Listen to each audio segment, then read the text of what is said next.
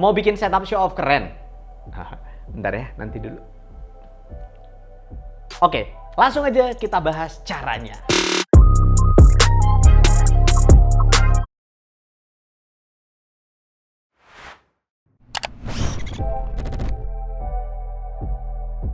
Nah, itu tadi adalah hasil setup yang udah kita bikin.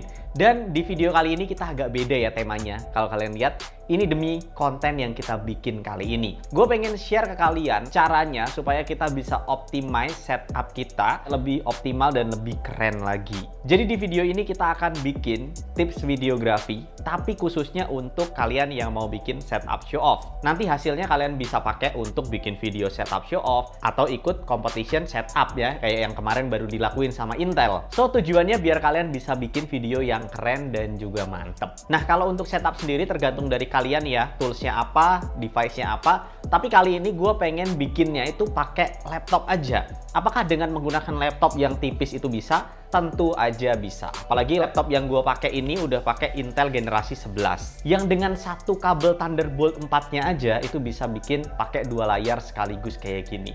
Dan nggak cuma layar, semua controllernya bisa dikontrol lewat Thunderbolt-nya itu. Jadi kurang mantep apa coba? Oke, langsung aja kita ke tips and trick-nya. Nomor satu adalah apa yang mau dijual dari setup kalian. Coba kalian pikirin. Misalnya kalau temanya productivity, ya coba dibikin untuk kelihatan seproduktif mungkin. Misalnya pakai tema teal and orange, atau misalnya pakai tema-tema yang black dan dark. Tapi kalau misalnya temanya pengen gaming, nah contohnya di sini gue menggunakan tema purple and blue, yang dimana sekaligus sama backgroundnya juga udah ada ya, yang retro-retro kayak gini. Jadi gue bikin ya seperti ini hasilnya. Pikirin tema yang kalian mau bikin. Kalau misalnya masih bingung, coba cari referensi-referensi yang ada di Pinterest. Nah, yang selanjutnya adalah tools-toolsnya. Karena kalau misalnya ngomongin setup show off, ini juga nggak terlepas dari tools yang kita miliki. Kita harus pikirin budget kita seberapa, toolsnya mau seberapa, dan pengen bagaimana. Contohnya, kalau gue di sini di atas nggak terlalu banyak lighting di atas monitor ya. Kenapa? Karena di sini gua mejanya naik turun.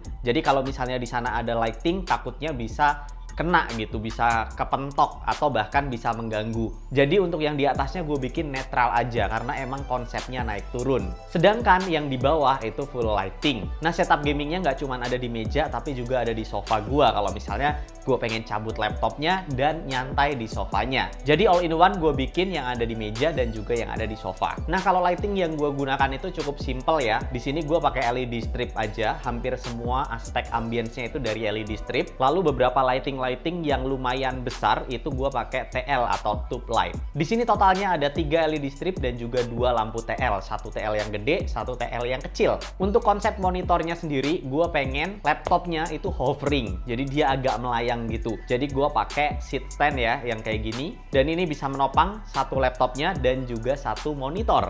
Nah, tapi untuk yang satunya gue nggak hovering karena memang udah nggak ada lagi yang bisa di hover-hover. Dan gue pengen pakai 2 monitor sekaligus. Nah, kalau untuk monitornya di sini gue pakai MSI Optix MAG274 QRF. Nah, ini seri yang 2K. Nah, lalu selanjutnya untuk connectivity ya. Di sini gue nggak pengen kelihatan ribet banget. Jadi gue pengen simple banget. Nah, di sini gue pakai Thunderbolt dock. Nah, Thunderbolt dock ini gue langsung salurin ke satu port Thunderbolt yang ada di Acer Nitro 5 ini. Dan ini udah bisa dipakai buat macem-macem. Bisa dipakai buat layar 1, bisa dipakai buat layar 2, bisa dipakai buat SSD, keyboard, mouse, dan juga stick gue. Nah, kalau untuk speakernya, karena di sini gue pengen mementingkan aspek estetik, untuk saat ini gue masih pakai soundbar. Nah, soundbar ini juga nggak buruk ya, ini bagus. Untuk beberapa soundbar memang kualitasnya udah cukup oke. Nah, lalu gimana dengan PC-nya atau core power-nya? Karena kalau misalnya kita ngomongin di setup, itu harus ada PC yang dipamerin. Nah, di sini gue pakai laptop. Kenapa laptop? Karena laptop sekarang udah canggih-canggih. Nanti detail soal laptopnya kita bahas di belakang ya. Nah, untuk keyboardnya di sini gue pakai DA. Di sini ini mechanical keyboard dan juga full RGB. Nah, kalau mouse-nya di sini gue pakai Daxa R2. Mechanical keyboard dan juga mouse gaming. Perfecto. Nah, untuk desk-nya sama top table-nya di sini gue pakai yang udah bisa adjustable.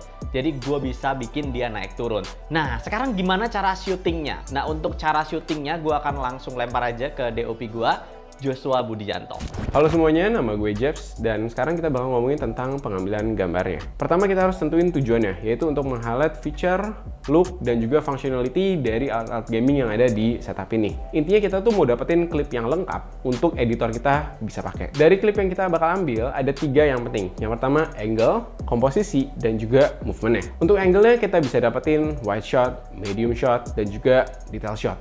Kita juga bisa ngambil beberapa kali dengan ada user yang menggunakan setup ini. Untuk komposisinya, mostly kalian bakal gunain 2, yaitu center, objeknya di tengah, dan juga rule of third. Untuk rule of third, jadinya kita bakal nempatin objeknya di daerah frame yang mata kita tuh bakal sering lihat. Dan untuk movementnya, kalian bisa lakuin yang namanya panning, tilting, dolly, anything. Yang penting hasilnya itu steady. Jadi kalian bisa gunain yang namanya tripod, monopod, slider, atau gunain stabilisasi yang ada di kamera dan lensa. Untuk pengambilan gambarnya, gue mau kasih Mas Anjas yang terbaik. Jadi gue pakai mirrorless untuk dapetin depth of field yang lebih tipis, resolusi yang tinggi, dan juga stabilisasi yang keren banget. Jadi gambarnya bakal steady banget walaupun gue ngambilnya handheld. Jadi kesimpulannya teman-teman, banyak banget aspek teknis yang masih kalian bisa kembangin, dan gak mungkin aku bisa jelasin semua di video ini. Tapi yang harus satu kalian ingat dan gak boleh terlewatkan adalah aspek functionality dari setup kalian. Jadi pada saat syuting, itu adalah hal yang harus kalian prioritasin dan utamakan. Thank you. Nah, itu tadi penjelasan dari Joshua Budijanto atau kita panggil Jeps ya. Nah, cara syutingnya kayak gitu. Gimana dengan editingnya?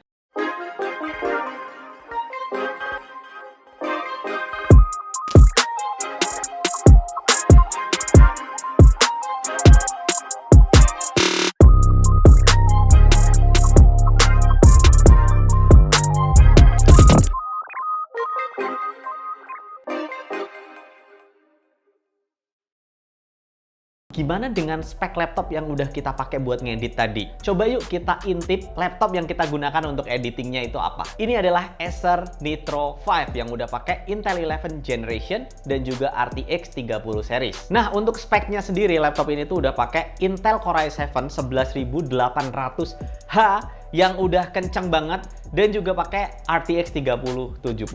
Nah, lalu ini tuh single threaded performance ya 5 GHz yang oke banget buat editing. Untuk dari hasil tes rendering gue sendiri ini tuh cuman 1 menitan aja. Dan ini termasuk relatif cepet untuk sekelas laptop. Sedangkan untuk playback-playbacknya ini bener-bener lancar dan gak ada masalah sama sekali.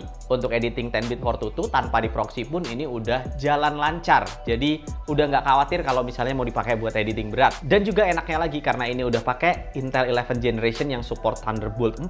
Jadi kalau misalnya lagi pengen hardcore, gue tinggal tempel kayak gini nih, colokin aja Thunderbolt-nya, semuanya langsung connect. Nah, kalau lagi pengen gue cabut untuk santai-santai di sofa, ini juga bisa. Jadi bisa jadi powerful banget kayak gini, tapi juga bisa dibuat jadi casual banget. Tergantung kondisinya aja. Jadi secara mobility ini tuh udah enak banget. Kalau misalnya kayak video-video gue di sebelumnya, pakai Intel itu enaknya karena itu butuh single core. Sedangkan Intel itu single core-nya oke banget. Jadi bisa kenceng banget buat ngedit. Dan ini juga udah support PCIe Gen 4 20 lane. Yang bikin load-nya itu jadi kenceng banget kalau misalnya kita pakai buat ngedit processing data yang gede-gede. Kayak file 10-bit 422 misalnya. Dan juga untuk connectivity gue seneng karena udah Wi-Fi 6 yang dijamin udah stabil dan juga latensinya udah jauh lebih kecil. Jadi kalau misalnya dibuat setup gaming kayak gini bahkan nggak pakai kabel pun itu udah oke. Tapi ya karena ada Thunderbolt, kita sangat disayangkan kalau misalnya nggak pakai fitur dari kabelnya ya. Karena kalau pakai internet kabel ya lebih optimal lagi dan minim intervensi. Tapi Wi-Fi 6 ini juga diklaim dia lebih minim terhadap intervensi. Jadi sebenarnya nggak masalah pakai kabel atau pakai Wi-Fi di Wi-Fi 6 ini. So buat kerja dan ngegame, Acer Nitro 5 ini tuh udah recommended banget. Nah itu tadi ya, mulai dari cara pilih barang-barangnya, pilih lightingnya tadi, lalu bagaimana cara syutingnya, editingnya. Nah ini mudah-mudahan bisa dipraktekin untuk membuat konten atau untuk ikutan lomba-lomba setup show off. Nah buat orang-orang di luar sana mungkin lebih jago setupnya ya karena memang mereka udah di bidangnya gitu, apalagi gamers pasti lebih cakep lagi setupnya.